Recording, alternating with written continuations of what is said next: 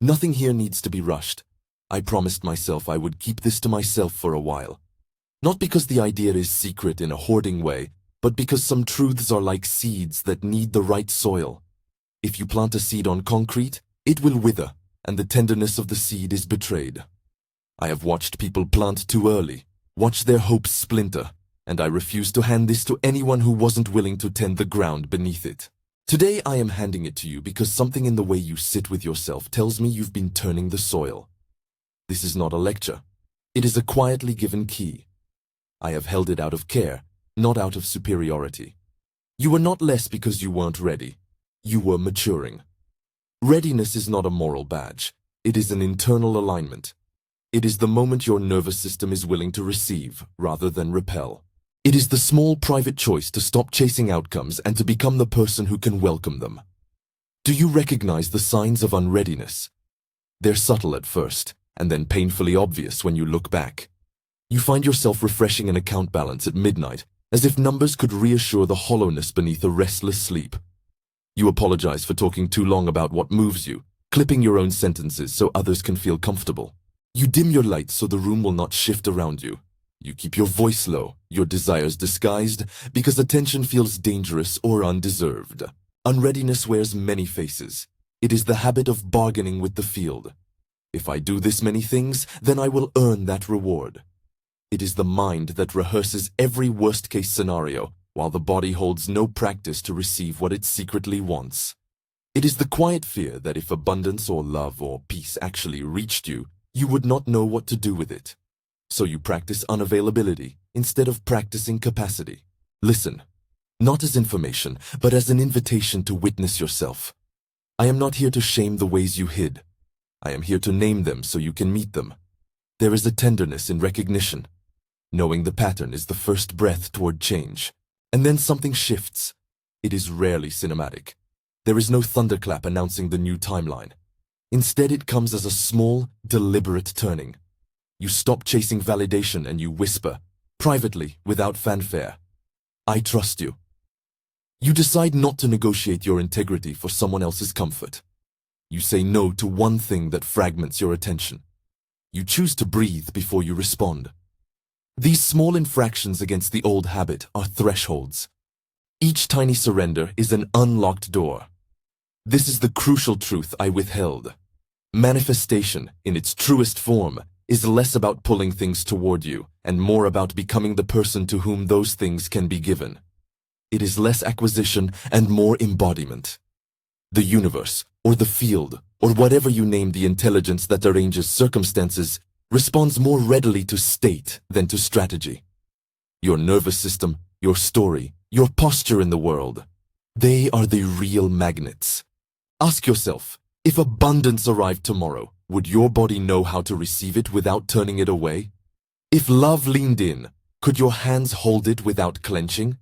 If peace appeared, would you trust it enough to sit in it? These questions are not meant to judge, they are diagnostic. They reveal readiness or the lack of it.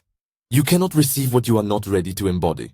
The language of frequency and resonance is poetic but useful. Think of your internal state as the station you are tuned to. When you change the station, calm instead of anxious, open instead of defensive, you begin to pick up different broadcasts, invitations, people, opportunities, restoration. This is not a promise that everything you desire will drop into your lap. It is a principle that when you shift your internal vibration, the world rearranges to reflect that change, and you become the person able to steward what arrives. There is a metaphor I keep returning to. Timelines. Imagine multiple versions of your life stacked like pages of a book. Some pages already contain the victory you want, but you cannot simply flip to that page and stay there if your posture and presence live on a different sheet. The victory is not an external plot twist that happens to you. It is a state that you must inhabit. The future self who has what you crave is not a stranger sending gifts from a distant shore. They are a breadcrumb giver, an emissary who sends small cues backwards, inviting you to step into resonance.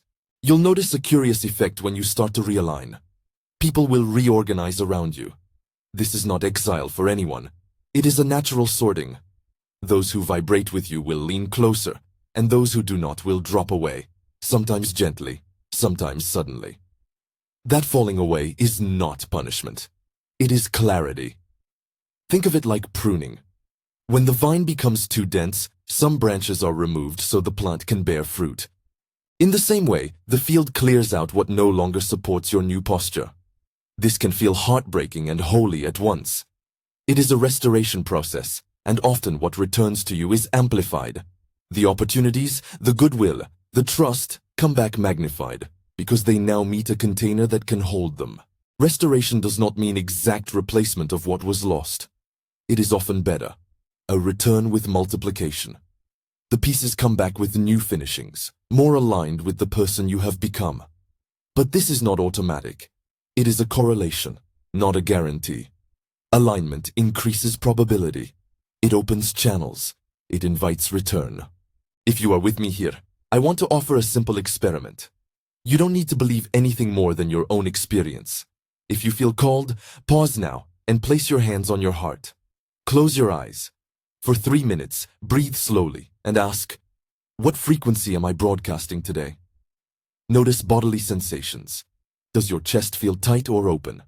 Is your jaw soft or clenched? Where in your body do you hold busyness?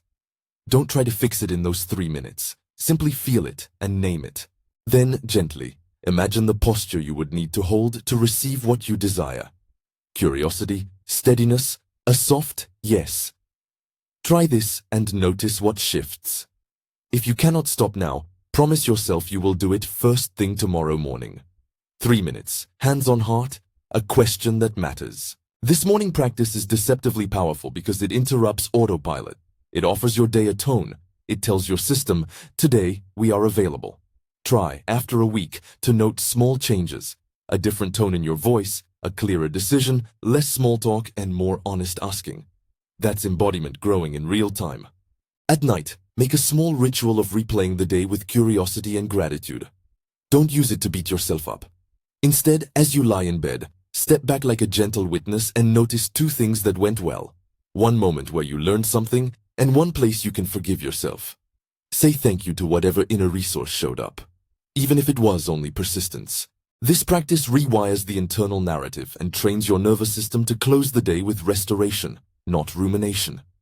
Over time, these tiny rewrites accumulate and tilt your identity. Remember the role of release. Holding on to old stories, energetic debts, or agreements you never consented to keeps a field congested. You do not need to dramatize forgiveness. It can be as simple as saying aloud, I release the need to carry this story, and letting the body unclench. Energetic contracts, beliefs that bind you to a version of yourself that no longer fits, are invisible, but they are real. Naming them and offering them back to the field is how you create space. Release is not forgetting. It is choosing a different relationship with what happened. I want to be honest about urgency. There is a window, not a doomsday clock, but a season of malleability when small shifts yield disproportionate results. Many spiritual traditions and contemporary practitioners speak of times when collective energy is more receptive. From a spiritual perspective, there are moments when the field is tender, and what you give attention to blossoms more easily. If you know in your bones that something is asking for movement, do not default into indecision. The invitation is mild but persistent. Act with courage in this season, not with panic. Notice the difference. Act like someone who has arrived at the edge of a tide. If you wait out of perfect condition, the tide will shift and it will feel harder to rewrite the story. This work changes relationships in practical ways. When you tune to a new frequency, you will find some ties loosen and some deepen. Old fights lose their charge. Superficial friendships may fade. Meaningful ones will reveal themselves more clearly. This is not about punishment or reward. It is alignment. People you loved who could not hold your new space may drift, and that grief needs tenderness. But often, as the field realigns, people who reflect your new level of integrity step into your life. And some connections you thought lost return as something stronger, more honest, more resourced. A question I often ask people in my work is simple. If what you dream of arrived, would your daily habits match the life you claim? Embodiment is the scaffolding. Small, seemingly insignificant choices. The way you answer a text, how you speak of your dreams, the boundaries you set, are the practice ground. This is why we do tiny rituals. They train the nervous system to inhabit a new identity long before the external world rearranges to mirror it. Let me give you a practical pathway you can try this week. In the morning, for 3 minutes, hands on heart, eyes closed, breathe into your ribs, and ask, what frequency am I broadcasting today? Listen with your body. Name one word that feels like the tone you want to hold. For example, steadiness, welcome, clarity. Repeat that word gently as a reminder for the day. Midday, take a hands-on heart check for 30 seconds. Notice the answer to the same question. At night, replay your day with curiosity. Name 2 things that went right, 1 lesson, and 1 act of self-forgiveness. Keep a small journal. These small loops, done consistently, begin to rewire your responses. As you practice, you will begin to see restoration in subtle, testable ways. A conversation returns that had stalled. An opportunity you weren't expecting arrives, aligning with the new posture you have cultivated.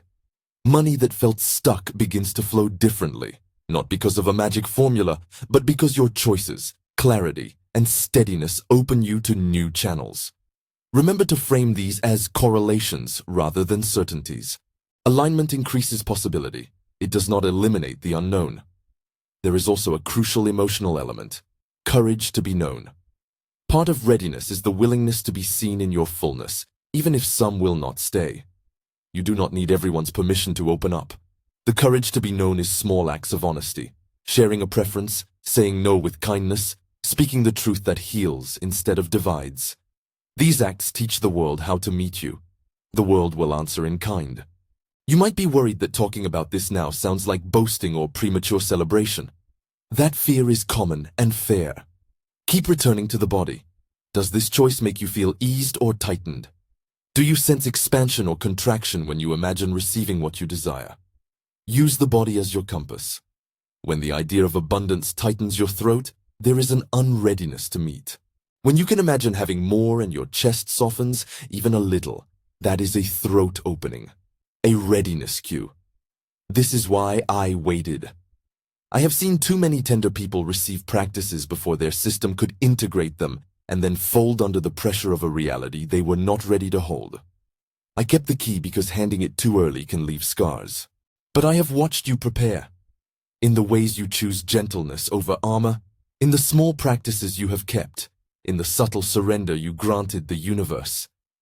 That's why I am offering this now. Because readiness is emerging in you. If you are stepping into this work, make one concrete decision today. Not a vague intention, but a specific action that aligns you with the new frequency. It might be, tonight, I will do the 3-minute replay. Tomorrow morning, I will place my hands on my heart before checking my phone. I will say no to one request that dilutes my attention. I will ask for help where I have pretended independence. Pick one. Do it. Practice it. Notice the small change. And when doubt returns, as it will, remember this. The future self who has what you want is not some distant stranger. They are the one who has practiced the small, unglamorous acts today. They have been whispering breadcrumbs to you all along. Choices, habits, boundaries, forgiveness. Follow the crumbs. They will not lead you astray. Before I close, I want to say something tender. You are exactly on time. That sentence is not a platitude. It is a truth for many who have carried lateness as shame. If your timing feels imperfect, know that readiness is a personal process. Some seasons require waiting, some require action. If you feel called now, move. If you need more tending, tend gently. Either way, do not use perceived lateness as a reason to beat yourself up. Compassion is the ground in which transformation grows. Some things can only be shared when you are ready. This has been the reason I withheld this key. I wanted you to arrive at a posture that could hold it without breaking. Now that you have, take it. Use it with kindness. Become the person who can steward what you ask for. Become the home where abundance, love, and peace can rest. If this landed in your bones, make one choice. Begin the morning practice tomorrow. 3 minutes, hands on heart.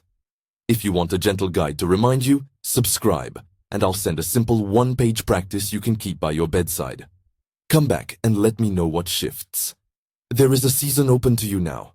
Receive the invitation. Step through. You were worth waiting for.